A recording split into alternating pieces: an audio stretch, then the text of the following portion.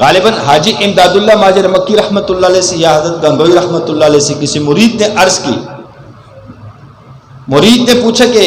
اللہ کا ذکر کرتا ہوں لیکن کچھ مزہ نہیں آتا، لطف نہیں آتا، یا کوئی کام نہیں بنتا،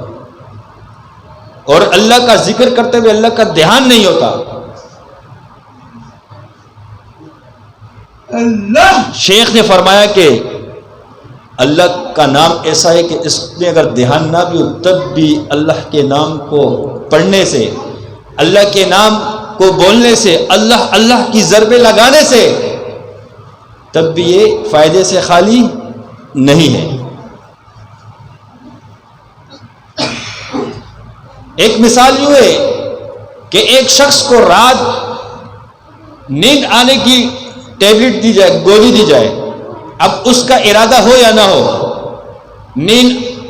سونے کا یا نیند آنے کا، اس کا ارادہ بھلے نہ ہو، لیکن اگر وہ نیند کی گولی کھا لے تو اس کو پھر بھی نیند آتی ہے۔ اس کا ارادہ نہیں تھا پھر بھی اس کو نیند آ گئی، کیوں؟ کہ جب اس گولی کے اندر اللہ نے وہ اثر رکھا ہے